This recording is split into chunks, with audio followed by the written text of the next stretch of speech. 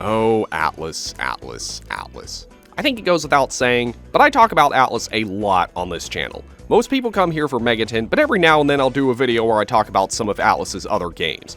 While these videos aren't as popular as the Megaton ones, I still enjoy making them because it gives some of Atlus's lesser known games some attention.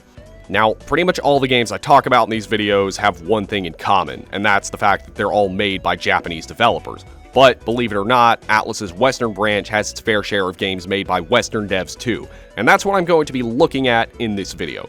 These are Western-developed Atlus games that you may want to check out. But first, a word from our sponsor. Whether you're watching this video on your computer, your phone, your tablet, or your TV, if you're connected to the internet, there's a chance that your privacy is being compromised, and your data is being harvested by companies, cybercriminals, and your government as we speak. Is there anything you can do about this? Well, my suggestion would be to get a subscription to NordVPN. NordVPN is a high-quality VPN service available for Windows, iOS, Android OS, Mac OS, and Linux.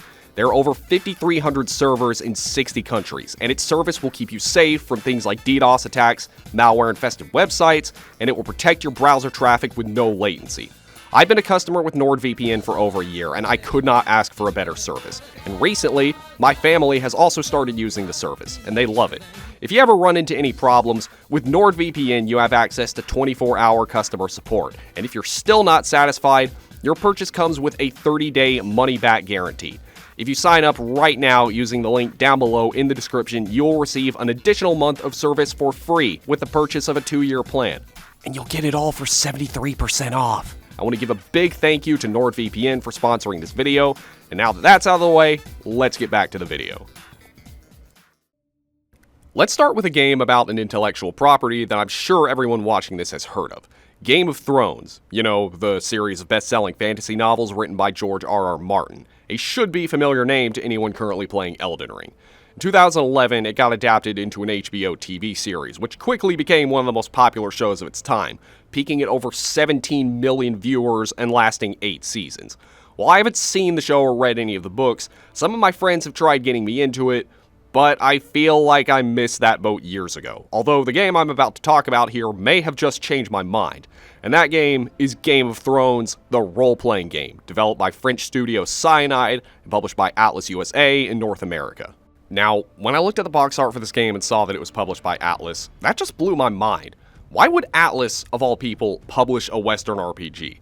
I don't know, maybe they were tired of being known as the company that only published games for idiotic JRPG-loving weirdos like myself, and instead wanted to appeal to the more refined, sophisticated, and perspicacious enjoyers of Western RPGs. Joking aside, I do think it's pretty impressive that Atlus was able to get the publishing rights to the first Game of Thrones video game on consoles, because even though it wasn't as big a deal at the time as it is now, it was still a pretty big deal. So, Game of Thrones, if the title didn't make it obvious enough, is an RPG set in the Game of Thrones universe. You take on the role of not one, but 2 characters. Mors Westford, a veteran ranger of Night's Watch, and Alistair Sarwick, a knight who used to be heir to his kingdom before he fled.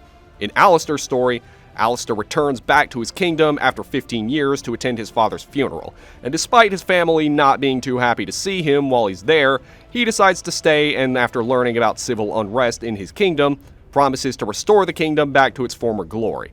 And then in Mors' story, he's tasked with hunting down deserters and bringing them in to face their punishment. In all honesty, it's a very captivating story. Both Mors and Alistair are likable characters, and even though I've never watched the show or read any of the books, I can tell that there's a lot of interesting lore here that leaves me wanting to know more. What I've heard about this game from fans of the series is that the story is good, but in order to truly appreciate it, you have to be familiar with the show and or the books. While the game does do a good enough job of making itself friendly to newcomers, I can still tell that there's a lot I'm missing out on. One of the biggest criticisms toward this game when it came out was the presentation, and yeah, it's not great. It's one of those games that feels the need to have dark and depressing textures, and these textures aren't very high-res either, but for a late PS3 and Xbox 360 generation game, it could have looked a whole lot worse. With the exception of the characters that reprise their roles from the show, the voice acting is pretty bad, and the character animations are also really awkward. The lip syncing is completely off, and the facial animations look really weird, but I guess it's at least better than Mass Effect Andromeda. Sorry, my face is tired from dealing with everything.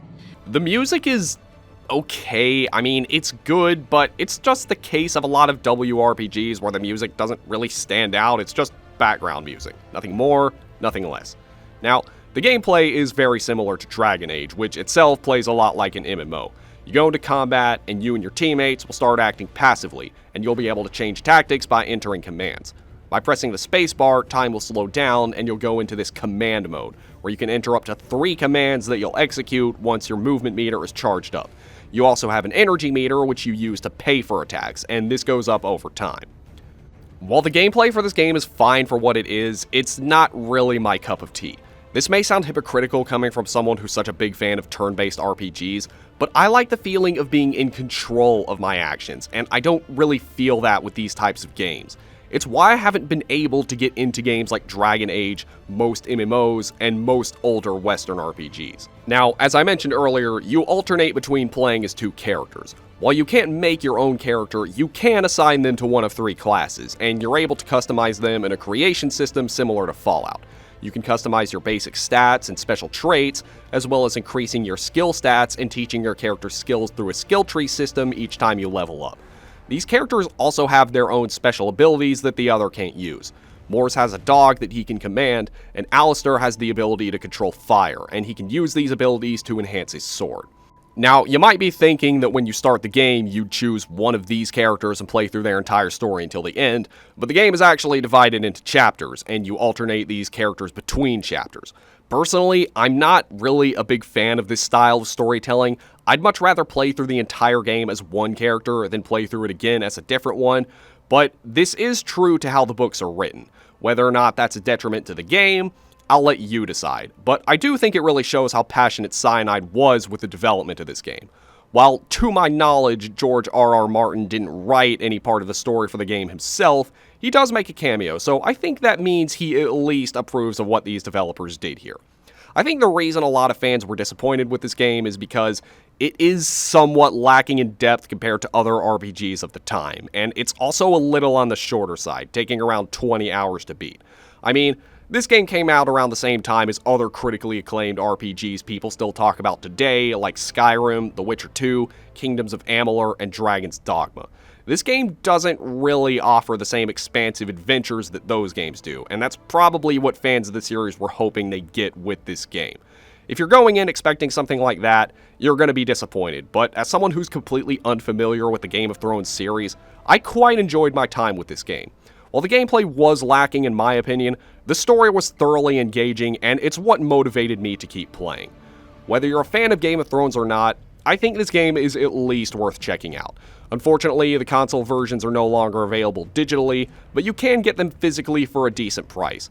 The PC version is also still available on Steam, though I have no idea who currently owns the rights to it because there is no publisher listed. But I recommend getting this version because games like this were made to be played on PC anyway. Hey kids, are you tired of Persona 4? Do you want a detective mystery that's darker and more mature and about everyone's favorite British detective? Then you should play The Testament of Sherlock Holmes, developed by... Can I even say that right now? Well, developed by Eastern European developer Frogwares and published by Atlus USA in North America in 2012. This is kind of another weird release coming from Atlus. The Testament of Sherlock Holmes is one of many games in a series of point-and-click adventures, which all seem to bounce around to different publishers, and this one somehow managed to land in the hands of Atlus USA. Now, Sherlock Holmes, I believe, needs no introduction, and The Testament of Sherlock Holmes, like Frogware's other Sherlock Holmes games, is an original story not based on any of the previous Sherlock Holmes stories.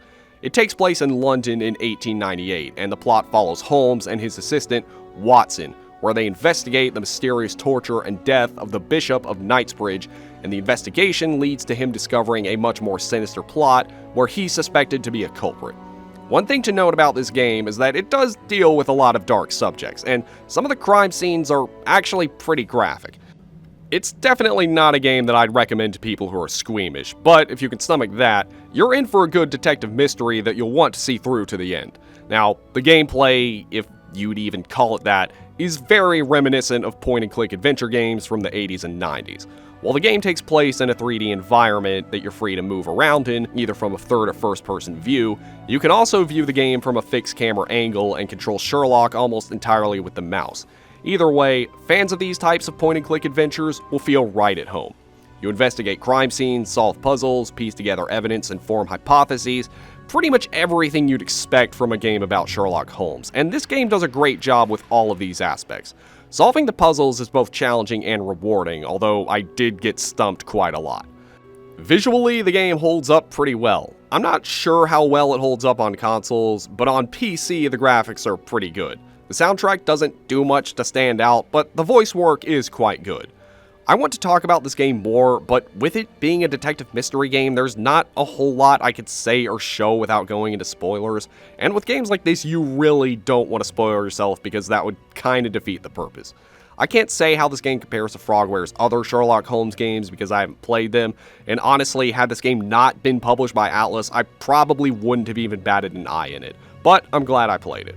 I do know that this genre doesn't fit everyone's taste, and if you're not really into these kind of games, this isn't going to do much to change your mind. I actually do like playing these types of games. The problem I have with them is that I just suck at them. I don't think there's ever been a single one of these games I've played where I didn't have to check a guide at least every 5 minutes, and this wasn't really any different. I'm pretty sure Atlus lost the publishing rights to this game, which makes sense, but just like Game of Thrones, this game is still available on Steam, as well as GOG with Frogwares as the publisher, and again, I recommend the PC version because I think games like this are best played on PC. If you're a fan of point-and-click games and or detective mysteries, The Testament of Sherlock Holmes is definitely a game worth your time. Okay, so far I've talked about games that got full retail releases from Atlus, but let's take a look at one of their published indie games. This is one you might have heard of, Citizens of Earth, developed by Canadian indie studio Eden Industries, and released in 2015 for PS4, PS Vita, PC, 3DS, and Wii U. Now, you've probably already figured this out just from the small amount of footage I've shown you, but this game is heavily inspired by Earthbound. The overworld, the art style, the combat, even the music is all extremely reminiscent of it. If Earthbound wasn't a dead franchise, people would probably be calling this a ripoff, but that's not to say it doesn't have its differences. When people think of Earthbound-inspired indie games, most people immediately think of Undertale, and there have been several games that have tried to imitate Undertale's success, but Citizens of Earth actually came out almost 9 months earlier, and received a decent amount of press when it did, though when Undertale came out, most people forgot about it. The premise is that you are the vice president of Earth, and the goal is to go around and recruit as many citizens as possible to fight for you. There are dozens of citizens to recruit, which you do by doing side quests for them. All the citizens have their own stats and abilities that you can use both in and out of combat, and you can fight with up to 3 of them at a time. It's kind of like Megami Tensei in a way. The battles are turn-based, and it functions like you'd expect from most turn-based RPGs. You select your party members' moves, the enemies select theirs, and you have things like an EXP and HP meter, stats, ailments, stuff like that. The way combat works is that you have these icons on your party members' status bars. You use these to pay for special attacks, and the attacks you use will either increase, decrease, or do nothing with them based on the moves you use. It's not super in-depth, but for an indie game, it's quite enjoyable, although it's not too heavy on customization, and it can be frustrating at times, especially with how easy it is to wander into high-level areas. The biggest issue I have with the combat is that there's no way to speed it up, and with how often you're going to be popping in and out of battles while exploring, it can get annoying. Another thing is that, while there are no random encounters, your party members follow you in a trail, and considering that if the enemies touch just one of them, and how narrow passages are in areas with enemies, they're pretty much impossible to avoid. The story also isn't anything special. I mean, the game doesn't even really tell you what's going on, you just kinda have to play the game to figure it out. But while it's lacking in story, this game definitely makes up for it with its charm and personality. The dialogue is hilarious, and the voice acting also complements this. There is a ton of political and social satire, and lots of pop culture references. And while the combat system itself is pretty basic, the logic behind it is pretty creative. Your attacks are mostly made up of things that any regular person would do. For example, the character who is supposed to be your mom has attacks called Scold and Lecture, and a character who is supposed to be a conspiracy nut has attacks called Accuse and Bewilder. The art is ugly, but it's ugly in a good way. Most of the characters are parodies of stereotypes, and the art does a good job of portraying them what you'd expect from this. And the enemies are absolutely ridiculous. You have things like bees that fly around in bubbles, a cave-dwelling bear made of honey, robotic coffee-making nerds, and it only gets weirder as you go further in. The graphics are also very good, for what they are anyway. Overall, Citizens of Earth isn't going to provide a mind-blowing experience that'll destroy your expectations, but for a mid-2010s indie game, Citizens of Earth is a decent RPG that's at least worth checking out, especially if you're a fan of Earthbound. It also got a sequel in 2019 called Citizens of Space, which I didn't even know about until I started doing research for this video, so if you played that, feel free to let me know what you think of it in the comments. For this next and final entry, I'm kind of cheating because this game was developed by a Japanese studio, but it did have Western developers helping with it, and it never actually released in Japan either, only in North America. I'm also including it on here because, 1, I don't know when I'm going to get another reason to talk about it, and 2, the game I was originally planning to cover for this video, God Mode, would not run. I guess that's what I deserve for using G2A to try to get my hands on a delisted game. Anyway, the game I'm talking about is one of 2 Atlus games released for the GameCube. This game is Gogo Hypergrind, developed by Atlus's Team Ponchi and published by Atlus USA in 2003. Now, I said that this game had Western developers working on it, and one of those was executive producer John Kricfalusi, creator of The Ren and Stimpy Show, and many people from the show's animation studio, Spoonco, also helped with the development of this game. But anyway, Gogo Hypergrind is a skateboarding game, and the mid-2000s were definitely the peak of popularity for skateboarding games. Games like Aggressive Inline, Airblade, Skate, Disney's Extreme Skate Adventure, and an obscure series you probably haven't heard of called Tony Hawk. What Gogo Hypergrind does to separate itself from these games is in its art style. It takes on a cel-shaded, cartoony art style similar to games like 13 and Cell Damage, and I gotta say, it looks good. Definitely better than a lot of other games from its generation, and it's definitely fitting for the art style. Now, when you start playing Gogo Hypergrind, at first it may just seem like your run-of-the-mill skateboarding game with a cartoony art style, but the way it separates itself from other skateboarding games is with its premise and the tricks you do. Like with any other game of its genre, it has all your standard skateboarding tricks, like the grind, ollie, lip, kick flips, heel flips, spinning, etc., etc. But it also has its own special cartoony tricks called negative reactions, where, if you're about to make contact with something hazardous, if you press X at just the right time, you'll get points and be able to combo with other tricks and negative reactions. And if you do master this, you can make these combos really long and very plentiful in points. And some of the things you do for these negative reactions are pretty creative. For example, if you do this in front of an incoming car, you'll turn into an accordion. If you do it in front of something on fire, you'll fly 100 feet into the air. And if you do it in front of a saw blade, your head will get cut off, but you'll still be able to skateboard. If you ever wanted to play a game where you're rewarded for getting beat up, Gogo Hypergrind is the game for you. Now, the premise of this game is that there are actually 2 worlds, the real world and the toon world. And the characters in the toon world are actually actors that are hired by cartoonists of the real world to perform for their shows. What you do is you take on the role of one of the game's characters and compete for the starring role in Spoonco's upcoming skateboarding cartoon. And you do this through a series of skateboarding challenges. Obviously, you have ones like getting the highest score, but then you have some like getting certain negative reactions according to your instructor, trying to get the highest score out of a single trick, collecting 3 different coins and trying to get to the goal as fast as you can, and throwing objects at your opponent to eliminate their health. Now, this all sounds great in concept, and it works for the most part, but some of these modes are a little more fleshed out than others. The battle mode, for example, is just so frustrating because you have to get a negative reaction before you can start attacking, and the enemy is constantly spamming projectiles with pixel-perfect accuracy. And the link appeal mode is even more frustrating because if you have a really good combo going and you make just one mistake, you lose all your points.